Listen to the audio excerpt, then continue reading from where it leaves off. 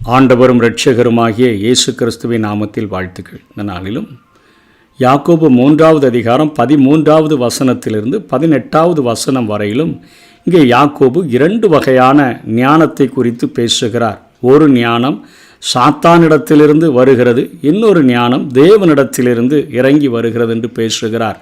முதல் அந்த சாத்தானிடத்திலிருந்து இறங்கி வருகிற ஞானத்தை குறித்து 15வது வசனத்திலே சொல்கிறார். இப்படிப்பட்ட ஞானம் பரத்திலிருந்து இறங்கி வருகிற ஞானமாயிராமல் லௌகீக சம்பந்தமானதும், அதாவது உலக சம்பந்தமானதும், ஜென்ம சுபாவத்துக்குரியதும், அதாவது முன்னோர்களுடைய அந்த சுபாவத்தின்படி இருக்கக்கூடியதும், பேய்த்தனத்துக்கு அடுத்ததுமாக இருக்கிறது. பேய் மாதிரி அந்த காரியங்கள் செயலாற்ற வைக்கக்கூடியதாக இருக்கிறது என்று சொல்லுகிறார். இன்னொரு ஞானத்தை குறித்து சொல்லும் பொழுது 17வது வசனத்தில் பரத்திலிருந்து, அதாவது தேவனிடத்திலிருந்து வருகிற ஞானமோ முதலாவது சுத்தமுள்ளதாயும், பின்பு சமாதானமும் சாந்தமும் இணக்கமுள்ளதாயும், இரக்கத்தாலும் நற்கனிகளாலும் நிறைந்ததாயும், பட்சபாதம் இல்லாததாயும், மாயமற்றதாயும் இருக்கிறது என்று பேசுகிறதை பார்க்கிறோம். 2 வகையான ஞானத்தை குறித்து பேசுகிறார். 2 ஞானமே வித்தியாசமான காரியங்களை உடையதாக இருக்கிறது. ஒருவன் வாழ்க்கையை வைத்தே இவன் எந்த ஞானத்தினால் நிரப்பப்பட்டிருக்கிறான் என்பதை சொல்லிவிட முடியும்.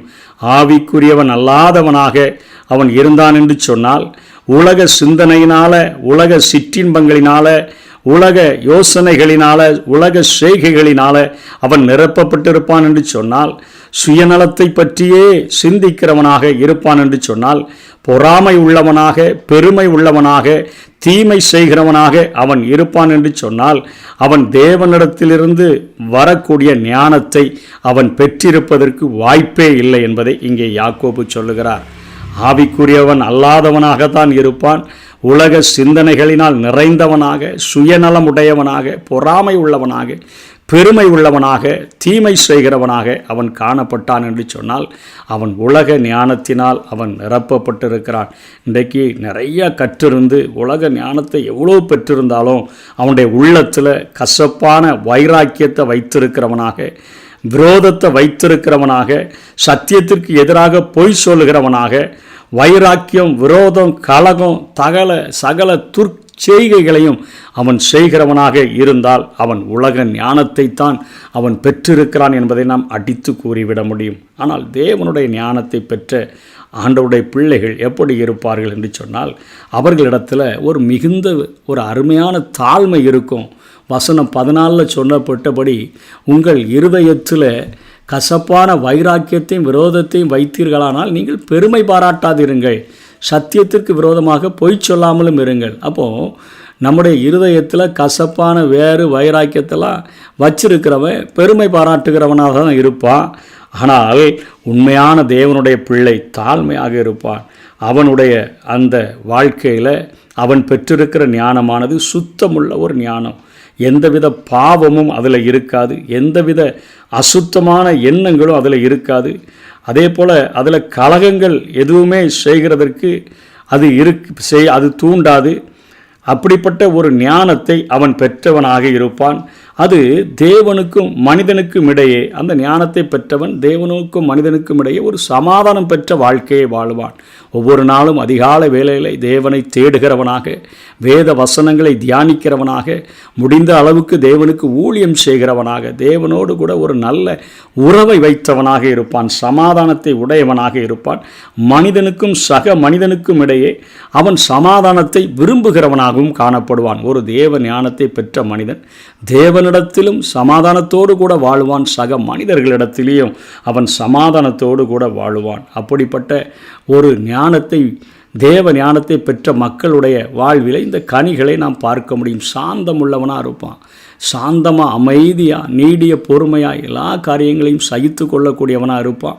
இணக்கமுள்ளவனாக இருப்பான். அதாவது அவன் சக மனிதர்களிடத்தில் அவன் இணக்கமுள்ளவனாக, ஒத்து போகக்கூடியவனாக, பாவத்திற்கு அல்ல நற்காரியங்களுக்கு ஒத்து போகக்கூடியவனாக, ஒரு மனமுடையவனாக அவன் காணப்படுவான்.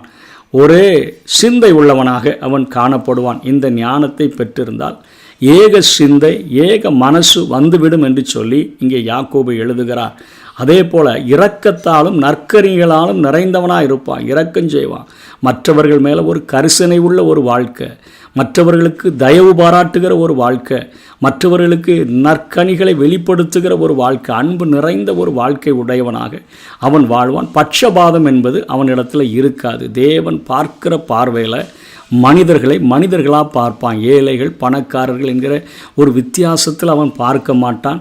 ரட்சிக்கப்பட்ட நீதிமான், இது ஆண்டவருடைய சபையில் சேர்க்கப்பட்டவன், ஆண்டவர் எப்படி பார்க்கிறாரோ அப்படிப்பட்ட பார்வை உடையவனாக காணப்படுவான். அவனுடைய அன்பில் மாயம் இருக்காது. உள்ள ஒன்று வெளியே ஒன்று வச்சு பேச மாட்டான். மாயமற்றதுமாய் இருக்கிறது. குழி தோண்டுகிற வேலை தெரியாது, முதுகில் குத்துற வேலை தெரியாது. உள்ளத்தின் நிறைவை அவன் அந்த தேவ அன்பினால் நிரப்பப்பட்டிருப்பான் என்று சொன்னால் அந்த அன்பை வெளியே கொண்டு வரக்கூடியவனாக அவன் காணப்படுவான். இதுதான் தேவ ஞானத்தை பெற்றவர்களுடைய சுபாவங்களாக அது காணப்படுகிறது.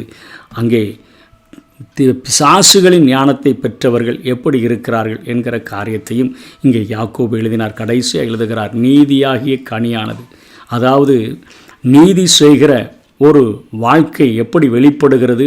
சமாதானத்தை நடப்பிக்கிறவர்களாலே, அதாவது தேவனோடும் சமாதானம் பெற்றவனாக இருக்க வேண்டும், சக மனிதனோடும் கூட சமாதானம் பெற்றவனாக இருப்பான் என்று சொன்னால் அவனால் நீதியாகிய கனியானது இந்த உலகத்திலே அது விதைக்கப்படுகிறது என்று சொன்னால் அது கொடுக்கப்படுகிறது. நீதியை இந்த உலகத்தில் நிறைய பேரிடத்தில் பார்க்க முடியலையே. தேவனோடு கூட சமாதானம் பெற்றவன், சக மனிதனோடு கூட சமாதானம் பெற்றவன் நீதியின் கனிகளை கொடுக்கிறவனாக அவன் இருக்க முடியும். ஆகவே தேவ ஞானத்தை விரும்புவோம், தேவ ஞானத்தால் நிரப்பப்படுவோம்.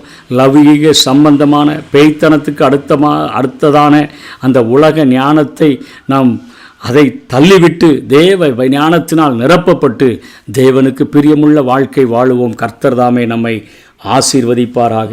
ஆமென்.